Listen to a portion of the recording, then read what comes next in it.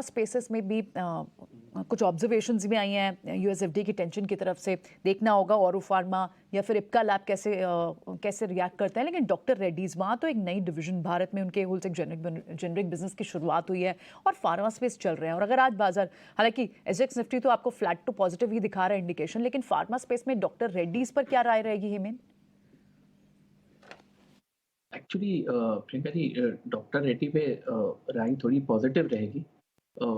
Aurobindo pharma, Glenmark pharma apples oranges है, लेकिन pharma sector में ये 2-3 स्टॉक्स हैं जो लॉन्ग टर्म चार्ट पे पॉजिटिव हो चुके हैं और उसमें से सबसे पहले स्टॉक जो पॉजिटिव हुआ है वो है डॉक्टर रेड्डी।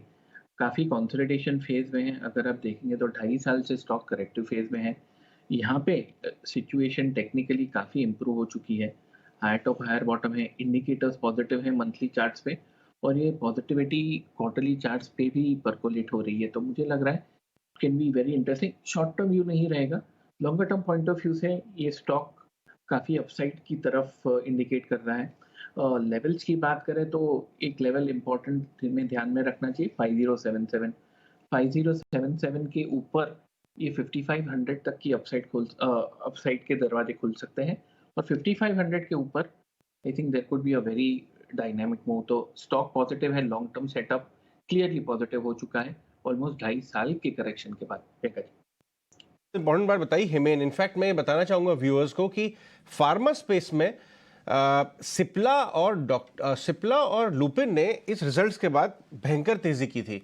दोनों ने ये बात कही थी कि यूएस में प्राइसिंग प्रेशर कम हो रहा है, जो इतने दिन से बड़ा इशू बना हुआ था, रेगुलेटरी चीजें भी क्लियर हो रही हैं। लेकिन डॉक्टर रेड्डी ने, हमने बात भी की थी डॉक्टर रेड्डी के सीएफओ से, उन्होंने यही बोला था कि अभी अनसर्टेन है मामला, अभी बहुत अनसर्टेन है, यूएस में भी इश्यूज हैं प्राइसिंग को लेके।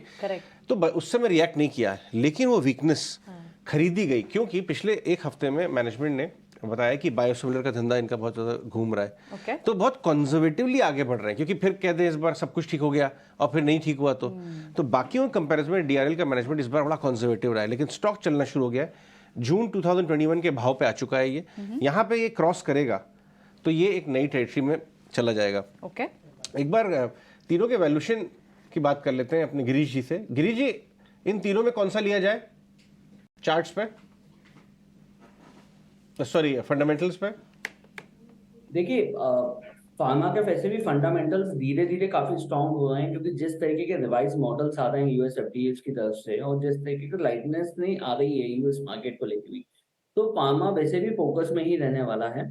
बट हाँ, अगर इन तीनों के वैल्यूएशंस के ऊपर टोटल बात करी जाए तो सिप्ला इसमें स्ट्रॉन्ग कैंडिडेट आ जाता है क्योंकि नए जो डिवाइस आए हैं, मेडिकल इक्विपमेंट, मेडिकल्स की जो अप्रूवल्स आए हैं इनके, वो रिसेंटली काफी अच्छे थे। तो इस प्रपोजिशन में सिप्ला को डेफिनेटली कंसिडरेशन में रखा जा सकता है। बाकी फार्मा फोकस में रहेगा। जैसे कि हम ऑलरेडी आज एक न्यूज भी देख रहे हैं कि इप्का लैबोरेटरीज के ऊपर भी यूएस एफडीए ने एक इशू रेज करा ही है। तो कहीं ना कहीं ये छोटे छोटे पैरामीटर्स होते हैं जो थोड़ा सा प्रपोजिशंस खराब कर देते हैं एक स्टॉक ओरिएंटेटेड में। बट हाँ, ओवरऑल अगर लॉन्ग टर्म प्रपोजिशन में देखा जाए तो फार्मा बहुत अच्छा रहने वाला है। तो चलिए, लॉन्ग टर्म प्रोपोजिशन फार्मा काफी अच्छा नजर आता है फंडामेंटल आउटलुक के तौर पर। लेकिन